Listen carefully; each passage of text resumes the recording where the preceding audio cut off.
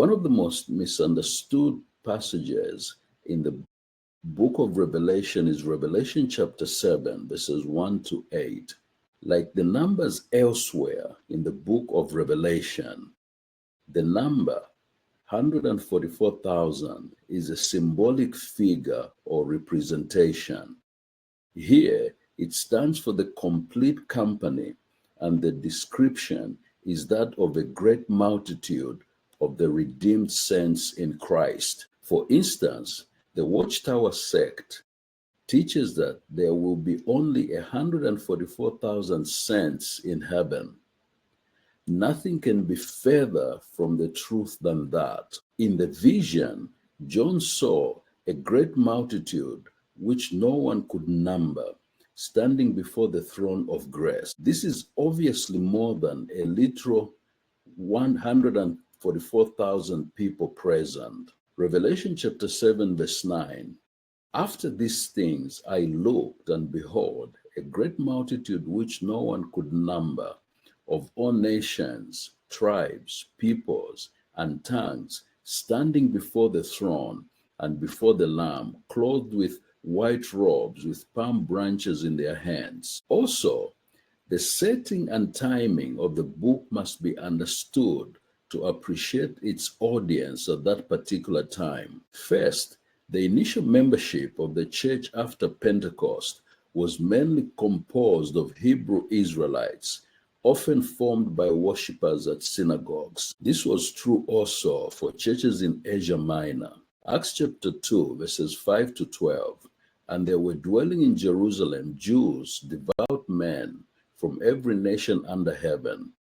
And when this sound occurred, the multitude came together and were confused, because everyone heard them speak in their own language. When they were all amazed and marveled, saying to one another, Look, are not all these who speak Galileans? And how is it that we hear each in our own language in which we were born? Parthians and Medes and Elamites, those dwelling in Mesopotamia, Judea and Cappadocia, Pontus and Asia, Phrygia and Pamphylia, Egypt and the parts of Libya adjoining Cyrene, visitors from Rome, both Jews and proselytes, Cretans and Arabs, we hear them speaking in our own tongues the wonderful works of God.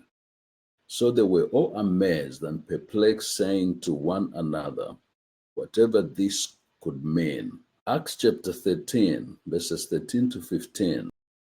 Now when Paul and his party set sail from Paphos, they came to Perga in Pamphylia, and John, departing from them, returned to Jerusalem. But when they departed from Perga, they came to Antioch in Pisidia, and went into the synagogue on the Sabbath day, and sat down. And after the reading of the law and the prophets, the rulers of the synagogue sent to them, saying, Men and brethren, if you have any word of exhortation for the people, say on. Apostle Peter's ministry was mainly directed at the Hebrew Israelites who were Jewish believers. Galatians chapter 2, verses 8 to 9.